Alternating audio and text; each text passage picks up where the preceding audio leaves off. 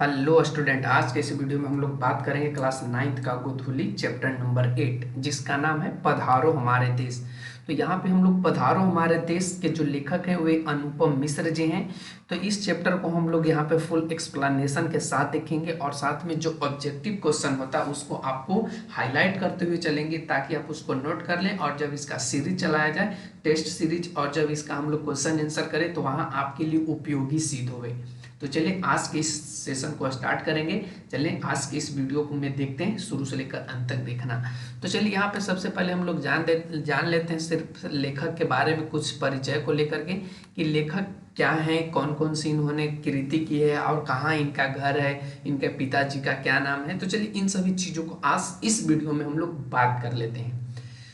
तो सबसे पहले जानेंगे तो अनुपम मिश्र जी का जो जन्म होता है वो 1948 ईस्वी में होता है। ये आपके लिए इम्पोर्टेंट है, एक नंबर आप इसको नोट करेंगे। वे हिंदी के मूर्धन्य कवि भवानी प्रसाद मिश्र के सुपुत्र थे। नंबर 2 आप नोट करेंगे। नंबर 2 इसलिए हम बोल रहे हैं क्योंकि यहाँ से पूछ लिया जाएगा कि अनुपम मिश्र जी के पिताजी का नाम क्या था, तो आपको याद होना चाहिए भवानी प्रसाद मिश्र। फिर आगे बढ़े तो कहता है कि उनके जीवन में प्रारंभिक वर्ष छत्तीसगढ़ के छोटे से गांव से हुआ। ये कोई इम्पोर्टेंट नहीं है। उनकी प्रारंभिक शिक्षा हैदराबाद एवं मुंबई में हुई, ये भी कोई इम्पोर्टेंट नहीं है। बाद में वे दिल्ली आ गए और यहीं से संस्कृत में एमए किया। उन्होंने 1969 में गांधी शांति प्रतिष्ठान में कार्यभार संभाला। ये आपके लिए इम्पोर्टेंट है, ये आपको नोट करना है, यानी ये आपको 3rd नंबर में नोट कर लेने हैं कि उन्होंने 1969 ईस्वी में गांधी शांति प्रतिष्ठान में कार्यभार संभाला और तभी से इस संस्था के पर्यावरण प्रकोष्ठ में वे सेवारत रहे।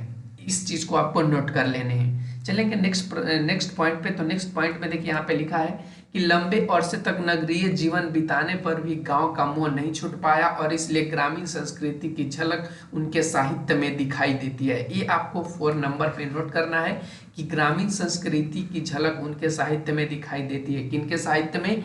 तो अनुपम मिश्र जी के। क्यों? क्योंकि वे लंबे समय तक यानी अपना जो जीवन था वह नगरीय जीवन बिता लेने के बाद वह अपने गांव में चले जाते हैं और उसके बाद वे अपने गांव की झलक को अपने साहित्य के रूप में उभार देते हैं और आपके सामने इस चैप्टर में भी रखे हैं। आगे चलेंगे तो मिश्र जी गांधीवादी विचारक और एक सजग सामाजिक कार्यकर्ता थे। ये आपको 5 नंबर पॉइंट में नोट करना है, यहाँ से यहाँ तक के पॉइंट को। आगे बढ़े तो कहता है कि पर्यावरण संबंधी समस्याओं पर उनकी पैनी दृष्टि रही है। पानी की समस्या पर उन्होंने विशेष ध्यान दिया और उन्हीं समस्याओं से संबंधित कार्य क्षेत्र में वे जुटे रहते हैं। अनुपम मिश्र की रचनाओं में एक ओर भारत के गांवों की मिट्टी की सौंधी गंध है तो दूसरी ओर ज्वलंत समस्याओं के प्रति विश्लेषणात्मक दृष्टिकोण। ये आपको नोट करना है 6 पॉइंट में, ठीक है ना। 6 पॉइंट में कि अनुपम मिश्र की रचनाओं में क्या मिलता है, तो भारत के गांव के मिट्टी की सौंधी गंध मिलती है और दूसरी ओर ज्वलंत समस्याओं के प्रति विश्लेषणात्मक दृष्टिकोण भी उनको इनके रचनाओं में देखने को मिलता है। आगे बढ़े तो कहता है कि इसलिए अकाल वर्षा पानी जैसे समस्याओं में उनके लेखन में महत्वपूर्ण स्थान प्राप्त किया है। उनका भाषा सरल सहज बोलचाल की भाषा ही रही है। आंचलिक शब्द उनकी रचनाओं में खूब मिलते हैं। ये सभी इंपॉर्टेंट नहीं है, जो इंपॉर्टेंट है वो आपको हम बता रहे हैं, यहाँ से वही आपको नोट करने हैं। आगे बढ़ेंगे तो कहता है कि अनुपम मिश्र की प्रमुख रचनाएं हैं, ये आपको नोट करने हैं। ये आपको 7 नंबर पॉइंट में कौन कौन सी रचनाएं हैं देख सकते हैं। आज भी खरे हैं तालाब, आज भी खरे हैं तालाब, राजस्थान की रजत बूंदे, हमारा पर्यावरण पुस्तक के निर्माण में उनकी काफी सक्रिय भूमिका रही है। तो ये आपको 7 नंबर पॉइंट में नोट करने थे। आगे बढ़ेंगे तो कहता है कि पानी मनुष्य के लिए ईश्वर की सबसे बड़ी नेमत है, लेकिन धेले भर में के विकास के इस नए दौर में पानी की अपव्यय बड़ी तेजी से किया है। कहने का मतलब यहाँ पे यह है कि पानी तो मनुष्य के जीवन के लिए सबसे बड़ा मेहनत तो रहा ही है और साथ में सबसे बड़ा गिफ्ट भी रहा है गॉड का, भगवान का। लेकिन ढेले भर के विकास के नए दौर में, यानी आज के ढेले भर करने का मतलब छोटे से विकास, ढेले भर करने का मतलब यहाँ पे जो ढेले भर लिखा है ना, इसका मतलब छोटे से विकास की बात करा है। तो छोटे से विकास में आज पानी का जो अपव्यय है, खर्च है, वो बहुत तेजी से किया जा रहा है और इस संकट के प्रति यदि हम सचेत नहीं होंगे तो आने वाले कल हाहाकारी होगा। ये बताना चाहते हैं कि हम लोग पानी का दुरुपयोग जो कर रहे हैं आगे चल के हम लोगों को बहुत हानिकारक होगा, हाहाकारी मचेगा पानी को लेकर के, इसलिए पानी बचा बचा कर हम लोग यूज करेंगे। आगे बढ़े तो कहता है कि इसमें किसी को संदेश नहीं होना चाहिए, इसमें किन्हीं को क्या होना नहीं चाहिए, संदेह, यानी किन्हीं को भय नहीं होना चाहिए कि जो पानी है उसको बचा के हम लोग इस्तेमाल कर रहे हैं, ये भय है। तो इस चीज़ पे आपको संदेह नहीं होना चाहिए, क्योंकि आप अगले पीढ़ी को भी ध्यान दे सकते हैं। आगे की बात कर रहा है तो कहा है कि अगर हम पानी के साथ अच्छा रिश्ता बना ले तो कभी भी पानी की कमी नहीं पड़ेगी, चाहे उपलब्ध पानी की मात्रा कम ही क्यों न हो। राजस्थान की जल संस्कृति इसका सबसे अच्छा उदाहरण है। प्रस्तुत पाठ राजस्थान की रजत बूंद के साभार संकलित है। ये आपको नोट करना है 8 पॉइंट में, ठीक है ना। प्रस्तुत पाठ राजस्थान की रजत बूंदे से साभार संकलित है, ये आपको नोट करने हैं।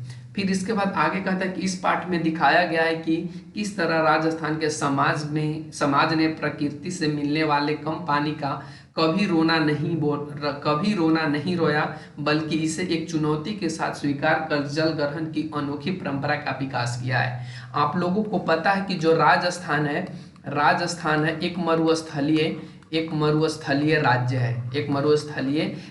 है।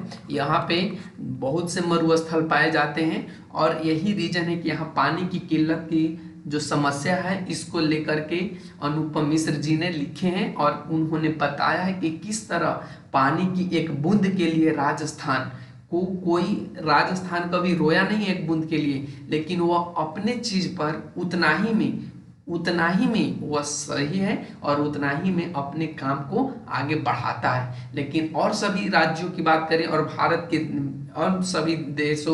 भारत देश या अन्य सभी और की बात करें तो यहाँ पानी की समस्या नहीं है, फिर भी वे लोग पानी यूज बहुत ज़्यादा मात्रा में कर रहे हैं और ये सभी थोड़े से विकास के लिए कर रहे हैं। तो यहाँ पे हमने इन चीज़ों को आपको समझा दिया लेखक क्या कहना चाहते हैं। तो हम लोग इसके बाद आगे का जो इसमें वीडियोज है, अगले वीडियोज में हम लोग बात करेंगे कि पधारो हमारे देश में लेखक कौन कौन सी बातों को लेकर के यहाँ पे बात किया है। तो ठीक है ना, अगले हम वीडियो में बात करेंगे। तो यहीं तक रखते हैं, अगले वीडियो को देखने के लिए चैनल को सब्सक्राइब कर लीजिए, वीडियो अच्छा लगा तो लाइक कर लीजिए ताकि जब भी वीडियो हम अपलोड करें तो आपके पास आसानी से पहुंच सके। Thanks for watching, take care, bye bye.